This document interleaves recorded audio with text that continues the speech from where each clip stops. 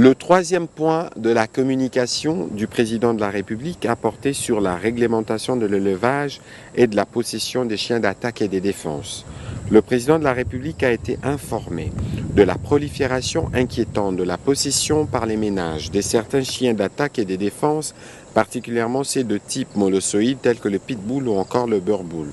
réputés pour leur agressivité et leur dangerosité. Ces phénomènes est d'autant plus inquiétant qu'il s'observe que ces chiens sont à première vue détenus par une population jeune et non avertie des risques et des dangers qu'ils peuvent représenter, et que bien souvent, les conditions prévalant à leur domestication, tout comme leur dressage demeure si pas sommaire mais bâclé,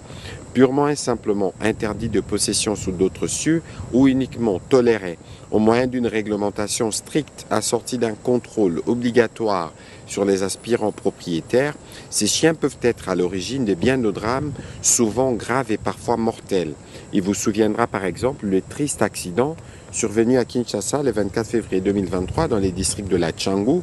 où un enfant d'1 an perdait la vie de suite d'une attaque d'un pitbull. Attaque qui en son temps avait suscité l'émoi de toute une population et qui appelait à une réaction des autorités publiques demeurées silencieuses à ces sujets. Alimentée par la prolifération d'élevages non répertoriés, la reproduction clandestine et l'absence des réglementations quant à leur vente et à leur possession, la prolifération de ces chiens inquiète d'autant plus qu'elle s'est mue progressivement en un phénomène de mode encouragé notamment par l'organisation au grand jour d'activités foraines où les propriétaires canins, parfois encore mineurs, mettent en exergue souvent avec peu de précautions les propriétés de leurs canidés.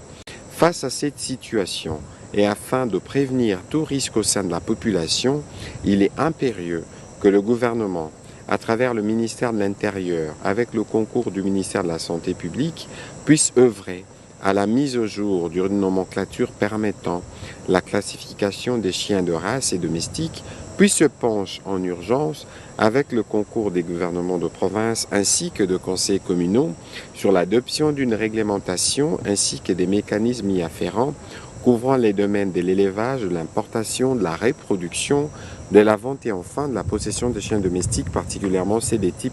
molossoïdes ou encore des défenses et d'attaques.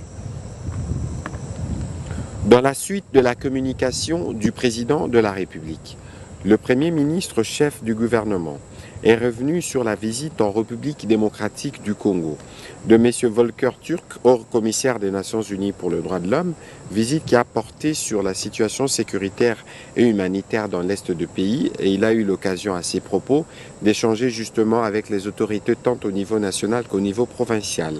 Ensuite, il a fait les points sur le suivi que le gouvernement assure sur le processus électoral,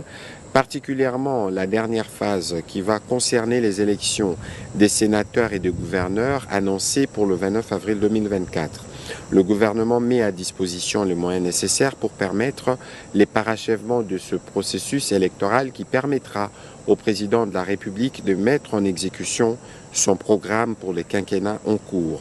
Le Premier ministre a conclu son propos en relevant un point d'alerte sur l'évolution des paramètres des prix de produits pétroliers dans les 3 zones. Les ministres d'État, ministre des PME, faisant intérim du ministre de l'Économie, a été chargé de suivre de près cette situation.